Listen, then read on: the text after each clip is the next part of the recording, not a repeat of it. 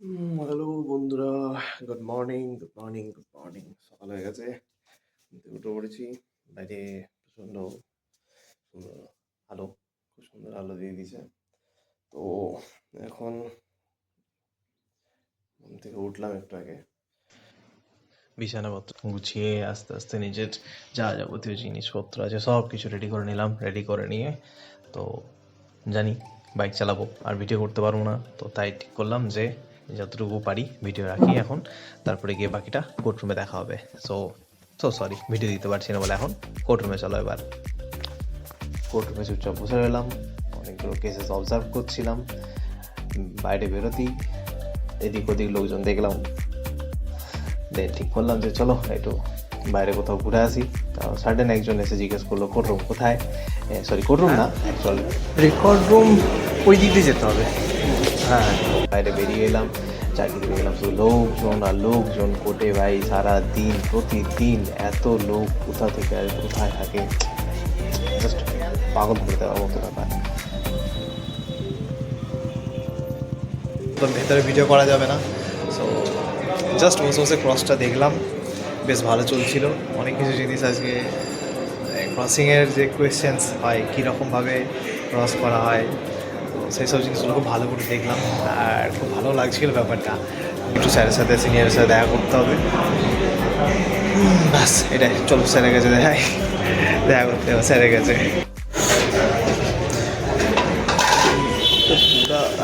Video পুরো একটু হয়ে গেছে না, একটু রুটি না পরোটা নিয়েছি।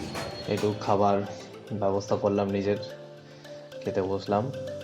আমার সাথে একজন ছিল, মৌসুমি ছিল, কিন্তু মৌসুমি ও কলেজে চলে গেছে, এলএলএমের ক্লাস আছে। আবার শেষ করে তারপরে টোটো ধরেছিলাম, টোটো ধরে সোজা গিয়ে স্টেশনে পৌঁছে গেলাম। স্টেশনে পৌঁছাতেই দেখলাম যে আমাদের ইন্ডিয়ান ফ্ল্যাগ খুব বিউটিফুল লাগছিল, তাকেও তুলে নিলাম আমার ক্যামেরায়। দেন সোজা সিঁড়ি বেয়ে স্টেশনে উঠে গেলাম। উঠে গিয়ে ডাইরেক্ট ট্রেন পেয়ে গিয়েছিলাম, তো তখন আর ভিডিও করা হয়নি। এবার সারাবলি জংশন এসে পৌঁছালাম। দেন গিয়ে একটা জায়গায় গিয়ে বসলাম, অ্যান্ড সেখানে খুব সুন্দর একটা পুরোনো দিনের গান চলছিল। So you guys listen.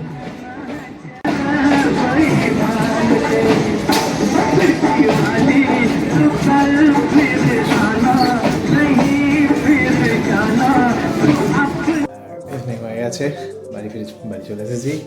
So এবার কী করবো, ব্লগ আজকের মতো এখানেই হবে, অ্যান্ড একটু পরে আবার বিকাল যেতে হবে। সো ব্যাপারটা হচ্ছে অন্ধকার, এখানটা একটু মাছ অন্ধকার, এখানটা লাইট এখনও এখানে লাগানো হয়নি। তো আমি উপরে যাচ্ছি আমার রুমেতে। হচ্ছে উপরের কন্ডিশন, এখনও কোনো কাজ হয়নি আমার বাড়ির।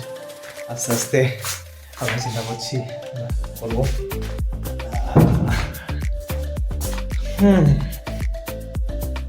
বাড়ি ফিরে চলে এসেছি, এবার জাস্ট এডিটিং করতে হবে আর একটু बहुत पढ़ाई करना पड़ेगा। उसके बाद আবার কালকের জন্য দৌড়াও কোটে আবার।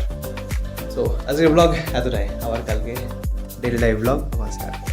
So tata.